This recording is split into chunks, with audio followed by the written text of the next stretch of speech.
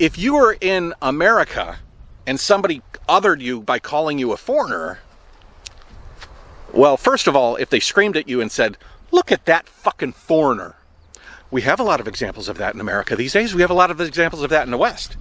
People on buses, people on, train cars, people on the street, violence against Asian Americans. That's true racism. That's true othering.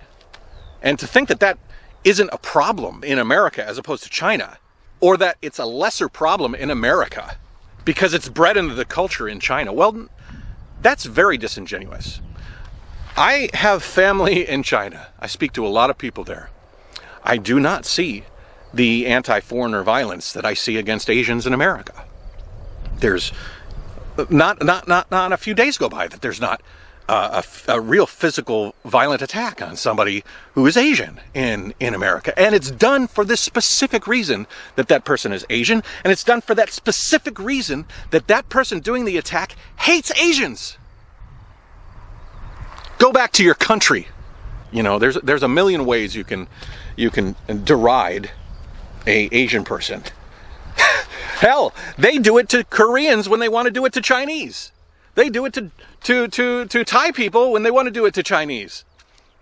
They don't even know how to direct the anger. But in China, it's a, "Hi, oh, wow, that's somebody that I don't see a lot of in this country most of the time." And so I push back against a lot of that. And maybe I'm not being as honest as I should be, because almost I push against it harder than I should. And it's because the audience that these guys are playing into, the audience outside of China, they're like a primed pump. They're a primed pump that only know the circle that they live in. And that circle is virulently anti-China. They're waiting for a reason to hate. They will latch on to a comment like, "Yeah, people in China, they refer to foreigners as Waiguoren." You'll never go a few days without somebody looking at you and screaming "foreigner." Now, if you've never been to China, if you never set foot on that land, you've never been to Asia, you might look at that and hear that and say, "Those people are bad," because I know what that means in America, or I know what that means in the UK, or I know what that means in a country in the West or outside of China.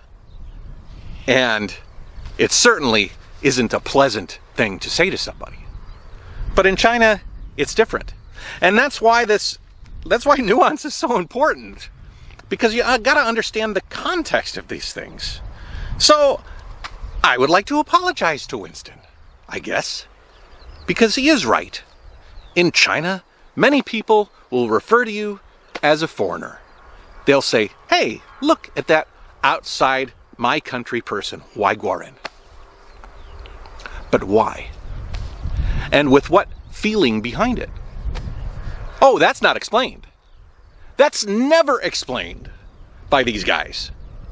They will go on and on and on and talk about all the things that are said and done in China that look bad on the surface without going a little bit deeper and understanding the true meaning of it.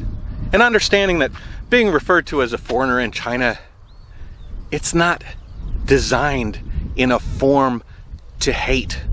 It's not meant to antagonize or deride. It's just a title that they give to people that look a lot different than 99% of the people that they live around in China.